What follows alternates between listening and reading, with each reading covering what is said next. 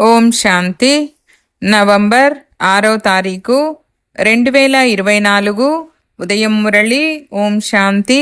బాబ్దాదా మధువనము. ఈరోజు మధుర మహావాక్యాలు.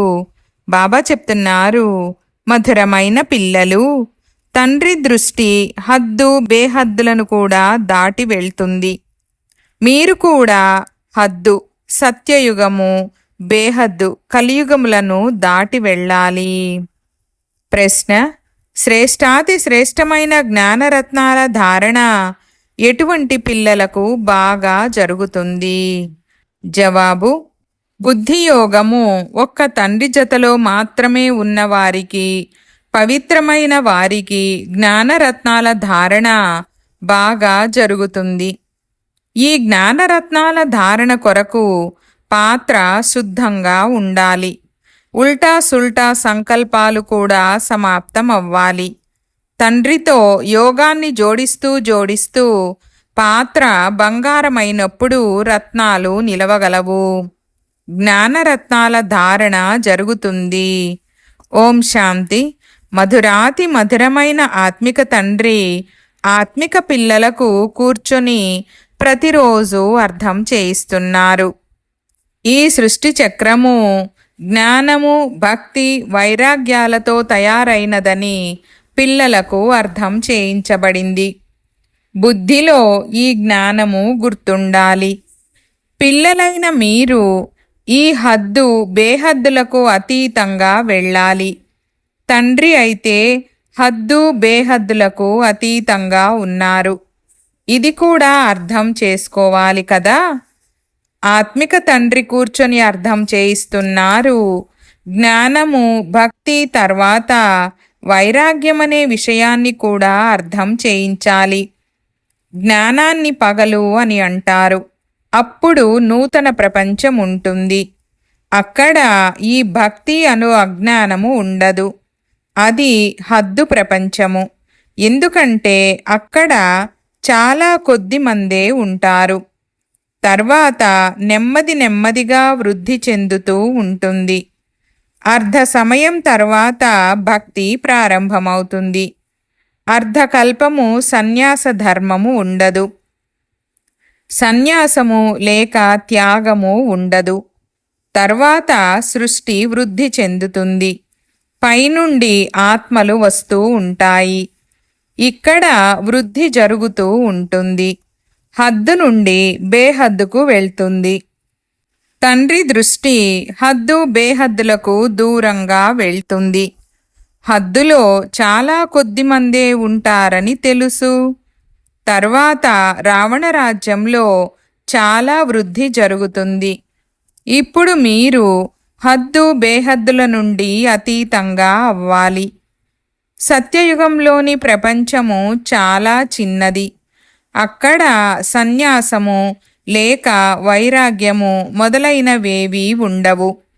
తర్వాత ద్వాపరము నుండి ఇతర ధర్మాలు ప్రారంభమవుతాయి. సన్యాస ధర్మము కూడా ఉంటుంది. అందులో ఇల్లు వాకిళ్ళు వదిలేస్తారు. అన్ని విషయాలు తెలుసుకోవాలి కదా. వారిది హఠయోగము, హద్దు సన్యాసము అని అంటారు. కేవలం ఇల్లు వాకిళ్ళు వదిలి అడవులకు వెళ్ళిపోతారు. ద్వాపరము నుండి భక్తి మొదలవుతుంది. జ్ఞానము ఉండనే ఉండదు. జ్ఞానమంటే సత్యత్రేతాయుగాలు. అందులో సుఖం ఉంటుంది. భక్తి అనగా అజ్ఞానము, దుఃఖము.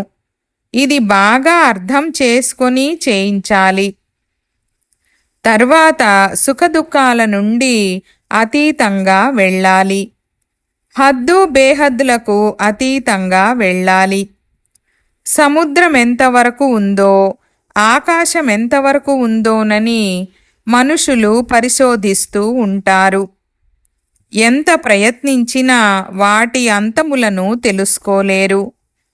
పరిశోధించేందుకు విమానాలలో వెళ్తారు. కానీ తిరిగి వచ్చేందుకు కూడా తగినంత పెట్రోలు ఉండాలి కదా. ఎంతో దూరాలకు వెళ్తారు. కానీ అనంతంలోకి వెళ్ళలేరు. హద్దు వరకు వెళ్తారు. మీరు హద్దు బేహద్దులను దాటి వెళ్ళిపోతారు. నూతన ప్రపంచంలో మొదట హద్దు పరిమితి ఉంటుందని ఇప్పుడు మీరు అర్థం చేయించగలరు. అక్కడ మనుషులు చాలా కొద్ది మంది మాత్రమే ఉంటారు. దానిని సత్యయుగమని అంటారు. రచనను గురించిన ఆది మధ్యాంతాల జ్ఞానం ఉండాలి కదా. ఈ జ్ఞానము ఇతరులెవ్వరిలోనూ లేదు. మీకు అర్థం చేయించేవారు తండ్రి. ఆ తండ్రి హద్దు బేహద్దులకు అతీతంగా ఉంటారు. ఈ జ్ఞానాన్ని ఇతరులెవ్వరూ అర్థం చేయించలేరు. రచనను గురించిన ఆది మధ్యాంతాల రహస్యాన్ని అర్థం చేయించి వాటి నుండి అతీతంగా ఉండమని చెప్తున్నారు. అక్కడ ఏమీ ఉండదు. ఎంత దూరం వెళ్ళినా ఆకాశమే ఆకాశముంటుంది. దానినే హద్దు బేహద్దుల నుండి దూరమని అంటారు. అంతమెవ్వరూ తెలుసుకోలేరు. అంతము లేనిదని అనంతమని అంటారు. అనంతమని చెప్పడం సులభమే, కానీ అంతమనగా అర్థం తెలుసుకోవాలి. నాకు హద్దు మరియు బేహద్దుల గురించి కూడా తెలుసని తండ్రి ఇప్పుడు అర్థం చేయిస్తున్నారు. ఫలానా ఫలానా ధర్మము ఫలానా ఫలానా సమయంలో స్థాపన అవుతుందని నాకు తెలుసు. హద్దులోని సత్యయుగము వైపుకు దృష్టి పోతుంది. తర్వాత బేహద్దు కలియుగము వైపుకు వెళ్తుంది. ఆ తర్వాత మనము రెండింటిని దాటి వెళ్ళిపోతాము. అక్కడ ఏమీ లేదు. సూర్యచంద్రులను దాటి ఇంకా పైకి వెళ్తాము. అక్కడ మన ఇల్లు శాంతిధామము, మధురమైన ఇల్లు ఉంది. సత్యయుగము కూడా మధురమైన ఇల్లే. అక్కడ శాంతితో పాటు రాజ్యభాగ్య సుఖము కూడా ఉంటుంది. రెండూ ఉంటాయి. ఇంటికి వెళ్తే అక్కడ కేవలం శాంతి ఉంటుంది. సుఖమనే పేరే ఎత్తరు. ఇప్పుడు మీరు శాంతి స్థాపన చేస్తున్నారు. అంతేకాక సుఖశాంతులను కూడా స్థాపన చేస్తున్నారు. అక్కడ శాంతితో పాటు సుఖమైన రాజ్యం కూడా ఉంటుంది. మూలవతనములో సుఖమనే మాటే ఉండదు. అర్ధకల్పము మీ రాజ్యము నడుస్తుంది. అర్ధకల్పము రావణ రాజ్యము నడుస్తుంది. పంచవికారాల వల్లనే అశాంతి కలుగుతుంది. 2500 సంవత్సరాలు మీరు రాజ్యపాలన చేస్తారు. మళ్ళీ 2500 సంవత్సరాల తర్వాత రావణ రాజ్యము ఉంటుంది. వారేమో లక్షల సంవత్సరాలని రాసేశారు. పూర్తి బుద్ధిహీనులుగా తయారు చేశారు. 5000 సంవత్సరాల కల్పమును లక్షల సంవత్సరాలని చెప్పడం బుద్ధిహీనతనే అంటారు కదా. సభ్యత ఏమాత్రమూ లేదు. దేవతలలో ఎంతో దైవీ సభ్యత ఉండేది. ఇప్పుడు అసభ్యంగా అయ్యారు. ఏమీ తెలీదు. ఆసురీ గుణాలు వచ్చేశాయి. ఇదంతా మీకు కూడా ఇంతకు ముందు తెలిసేది కాదు. కామఖడ్గము ఆది మధ్యాంతాలు దుఃఖీలుగా తయారు చేస్తుంది. అందుకే వారిని రావణ సాంప్రదాయానికి చెందిన వారని అంటారు. రాముడు వానర సైన్యాన్ని సహాయంగా తీసుకున్నట్లు చూపిస్తారు. రామచంద్రుడు త్రేతాయుగానికి చెందినవాడు. అక్కడ కోతులెక్కడివి? అంతేకాక రాముని భార్య సీత అపహరించబడిందని అంటారు. ఇటువంటి ఘటనలు అక్కడ జరగనే జరగవు. ఇక్కడున్నట్లు 84 లక్షల జీవరాశులు సత్యత్రేతాయుగాలలో ఉండవు. ఈ బేహద్దు డ్రామా గురించి తండ్రి కూర్చొని అర్థం చేయిస్తున్నారు. పిల్లలు చాలా దూరదృష్టి గలవారిగా ఉండాలి. ఇంతకు ముందు మీకు ఏమీ తెలిసేది కాదు. మానవులై ఉండి నాటకం గురించి తెలియకుండా ఉండేవారు. అందరిలో గొప్పవారెవరో మీకు తెలుసు. అత్యంత ఉన్నతమైన వారు భగవంతుడు. శ్లోకాలు కూడా చదువుతారు. మీ పేరు ఉన్నతమే. ఇప్పుడు మీకు తప్ప ఇతరులెవ్వరి బుద్ధిలోనూ లేదు. మీలో కూడా నెంబరువారుగా ఉన్నారు. తండ్రి హద్దు బేహద్దుల రెండింటి రహస్యాన్ని తెలియజేస్తున్నారు. వాటికంటే పైన ఏమీ లేదు. అది మీరుండే స్థానము. దానిని బ్రహ్మాండమని కూడా అంటారు. మీరిక్కడ ఆకాశతత్వములో ఉన్నారు. ఇందులో ఏదైనా కనిపిస్తుందా? రేడియోలలో ఆకాశవాణని అంటారు. ఈ ఆకాశానికి అంతము లేదు. అంతము చూడలేరు. ఆకాశవాణి అంటే మానవులు ఏమనుకుంటారు? వీరి నోరు పోలార్. నోటి నుండి శబ్దము వెలువడుతుంది. ఇది సాధారణ విషయము. నోటి నుండి శబ్దాలు వెలువడటను ఆకాశవాణని అంటారు. తండ్రి కూడా ఆకాశం ద్వారా శబ్దము చేయవలసి వచ్చింది. పిల్లలైన మీకు తన రహస్యమంతా అర్థం చేయించారు. అందరికీ ఎవరి పాత్ర వారికి లభించింది. అందరికంటే శ్రేష్టాతి శ్రేష్టమైన వారు భగవంతుడు. తర్వాత ప్రవృత్తి మార్గములోని జంట పూస, ఆ తర్వాత నెంబరు వారుగా ఉంటారు. మాల చాలా చిన్నది. ఆ తర్వాత సృష్టి వృద్ధి చెందుతూ ఎంతో పెద్దదిగా అవుతుంది. ఎన్ని కోట్ల ఆత్మల మాల! ఇదంతా చదువే. తండ్రి అర్థం చేయించిన దానినంతా బుద్ధిలో బాగా ధారణ చెయ్యాలి. వృక్షాన్ని గురించిన వివరాలు మీరు వింటూనే ఉంటారు. బీజము ఉపరి భాగములో ఉంది. అది వెరైటీ వృక్షము. దాని ఆయువు ఎన్ని సంవత్సరాలు? వృక్షము వృద్ధి చెందుతూ ఉంటుంది. రోజంతా ఇది బుద్ధిలో ఉండాలి. ఈ సృష్టి అనే కల్పవృక్షము ఆయువు చాలా ఖచ్చితంగా ఉంటుంది. 5000 సంవత్సరాలకు 1 సెకండు కూడా వ్యత్యాసం ఉండదు. పిల్లలైన మీ బుద్ధిలో ఇప్పుడు చాలా జ్ఞానముంది. మీరు శక్తిశాలిగా ఉన్నారు. పవిత్రంగా ఉంటే శక్తిశాలిగా ఉంటారు. ఈ జ్ఞానాన్ని ధారణ చేసేందుకు బంగారు పాత్ర అవసరము. ఆ తర్వాత బాబాకు ఎంత సహజమో మీకు కూడా అంతే సహజంగా అయిపోతుంది. అప్పుడు మిమ్మల్ని కూడా మాస్టర్ జ్ఞానసాగరులని అంటారు. మీరు మాలలోని పూసలుగా అవుతారు. ఇటువంటి విషయాలను బాబా తప్ప ఇతరులెవ్వరూ అర్థం చేయించలేరు. ఈ బ్రహ్మ ఆత్మ కూడా తెలుపుతూ ఉంది. తండ్రి కూడా ఈ శరీరము ద్వారానే అర్థం చేయిస్తారు. దేవతల శరీరము ద్వారా కాదు. తండ్రి ఒక్కసారి మాత్రమే వచ్చి గురువుగా అవుతారు. అయినా తండ్రి పాత్రను అభినయించాలి. 5000 సంవత్సరాలకు ఒకసారి వచ్చి పాత్ర చేస్తారు. తండ్రి అర్థం చేయిస్తున్నారు, నేను సర్వోన్నతమైన వాడిని. నా తర్వాత జంట పూస. ఆదిలో మహారాజా మహారాణిగా ఉన్నవారే మళ్ళీ ఆదిదేవుడు ఆదిదేవిగా అవుతారు. ఈ జ్ఞానమంతా మీ బుద్ధిలో ఉంది. ఈ జ్ఞానాన్ని మీరెక్కడ వినిపించినా ఆశ్చర్యపడతారు. వీరు సరిగ్గా చెప్తున్నారు. మానవ సృష్టికి బీజరూపులు ఒక్క జ్ఞానసాగరులు మాత్రమే.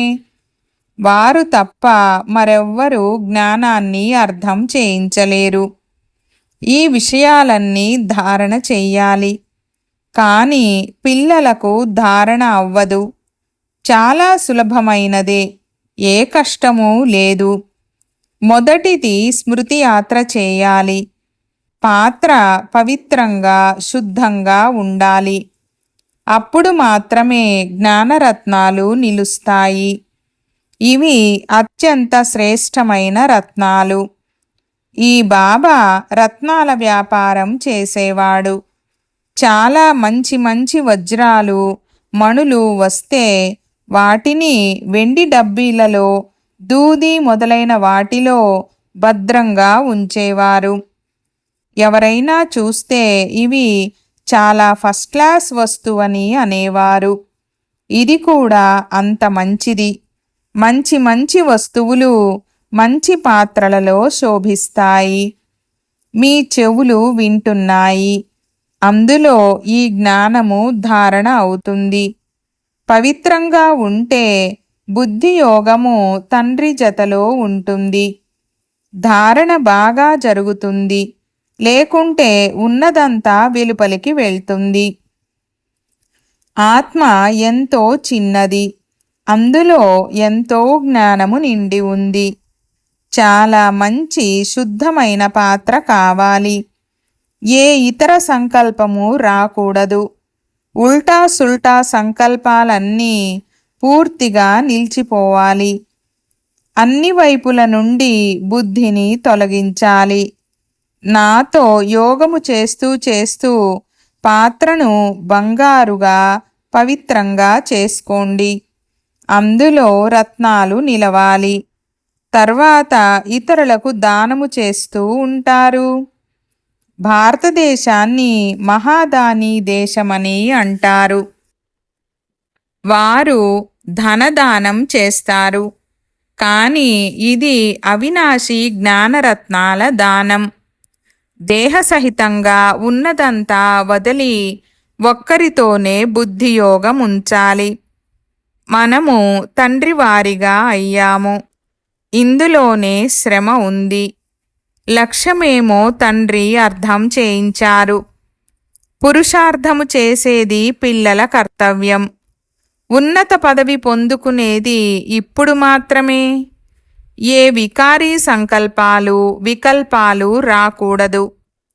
జ్ఞానసాగరులు ఆ తండ్రి ఒక్కరు మాత్రమే. వారు హద్దు బేహద్దులకు దూరంగా ఉండేవారు. అన్ని విషయాలు కూర్చొనే అర్థం చేయిస్తారు. నేను మిమ్మల్ని చూస్తున్నానని మీరు అనుకుంటారు. కానీ నేను హద్దు బేహద్దులకు దూరంగా వెళ్ళిపోతాను. నేను అక్కడే నివసించేవాడిని. మీరు కూడా హద్దు బేహద్దులకు దూరంగా వెళ్ళిపోండి. సంకల్ప వికల్పాలేవి రాకూడదు. దాని కొరకు శ్రమించాలి. గృహస్థంలో ఉంటూ కమలపుష్ప సమానంగా అవ్వాలి. చేతులు పనిచేస్తూ ఉండాలి. మనసు భగవంతుని స్మృతి చేస్తూ ఉండాలి. గృహస్థులు చాలామంది ఉన్నారు. గృహస్థులు ఎంత తీసుకుంటారో ఇంట్లో ఉండే పిల్లలు అంత తీసుకోలేరు. సేవా కేంద్రాలు నడిపేవారు మురళిని వినిపించేవారు కూడా పాస్ అవ్వలేరు. కానీ చదువుకునేవారు ఉన్నతంగా అవుతారు. పోను పోను మీకంతా తెలిసిపోతుంది. బాబా చాలా సరిగ్గా చెప్తున్నారు. మనలను చదివించే వారిని మాయ తినేసింది. మహారథులను మాయ ఒక్కసారిగా మింగేసింది. వారిప్పుడు లేనేలేరు. మాయావి విద్రోహులుగా అవుతారు. విదేశాలలో కూడా ద్రోహులుగా అవుతారు కదా. ఎక్కడెక్కడికో వెళ్ళి శరణు తీసుకుంటారు. ఎవరు శక్తిశాలురుగా ఉంటారో ఆ వైపుకు వెళ్ళిపోతారు. ఇప్పుడు మృత్యువు ఎదురుగా ఉంది కదా. అందువలన చాలా శక్తిగలవారే ఉత్తీర్ణులవుతారు.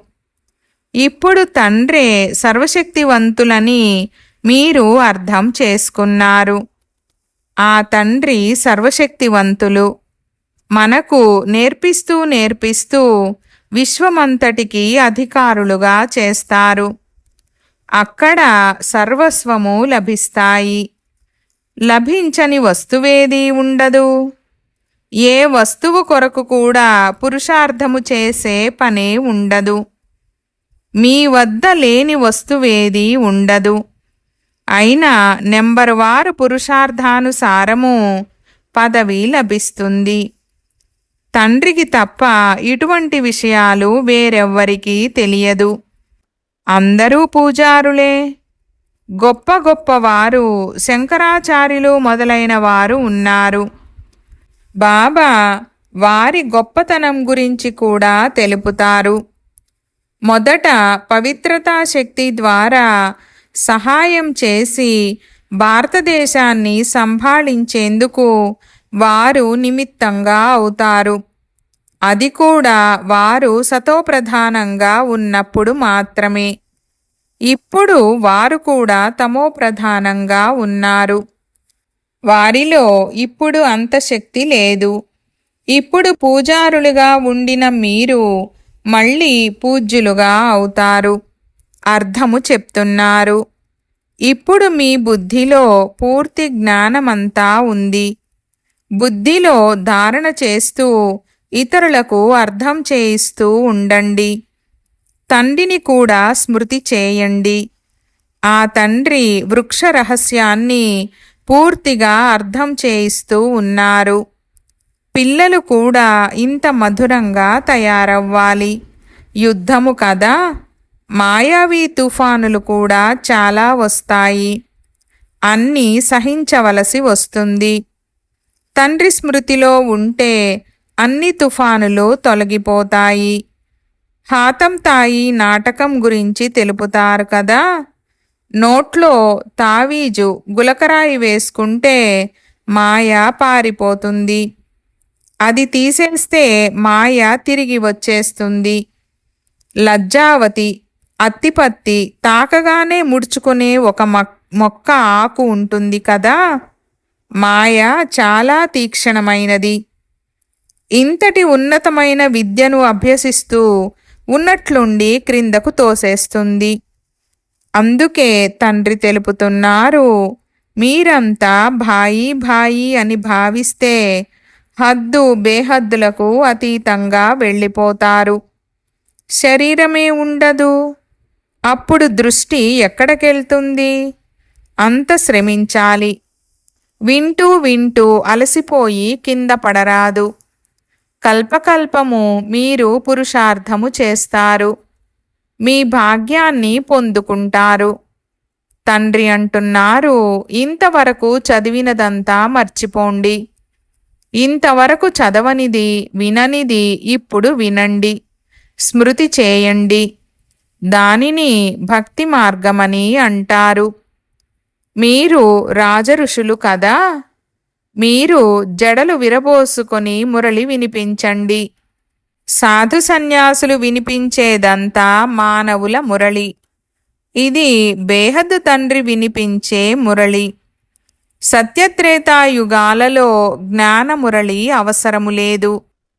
అక్కడ జ్ఞానము కానీ భక్తి కానీ అవసరం లేదు. ఈ సంగమయుగంలోనే మీకు ఈ జ్ఞానము లభిస్తుంది. ఇచ్చేవారు ఆ తండ్రి మాత్రమే. మంచిది. मीठे मीठे सिकी लधे बच्चों प्रति मात पिता बाप दादा का याद प्यार और गुड मॉर्निंग। रूहानी बाप की रूहानी बच्चों को नमस्ते। हम रूहानी बच्चों की रूहानी बाप दादा को याद प्यार, गुड मॉर्निंग और नमस्ते नमस्ते बाबा नमस्ते। धारण కొరకు ముఖ్య సారము 1వ పాయింట్. బుద్ధిలో జ్ఞానరత్నాలను ధారణ చేసుకొని దానం చేయాలి.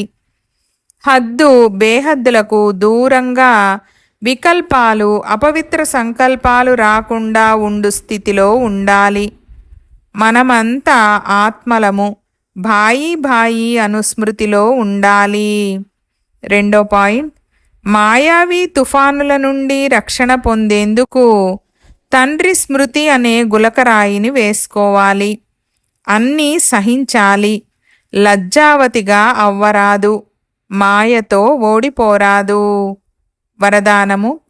సదా ఒక్కరి స్నేహంలో ఇమిడి ఉండి ఒక్క తండ్రినే ఆధారంగా సహారాగా చేసుకునే సర్వ ఆకర్షణ ముక్త భవ. వివరణ: ఏ పిల్లలైతే ఒక్క తండ్రి స్నేహంలో ఇమిడి ఉంటారో వారు సర్వప్రాప్తులతో సంపన్నంగా తృప్తిగా ఉంటారు. వారిని ఏ విధమైన సహాయం ఆకర్షించలేదు. వారికి సహజంగా ఒక్క తండ్రి తప్ప మరెవ్వరూ లేరు అనే అనుభూతి కలుగుతుంది. వారికి ఒక్క తండ్రే ప్రపంచము, ఒక్క తండ్రి ద్వారానే సర్వ సంబంధాల రసము అనుభవం అవుతుంది.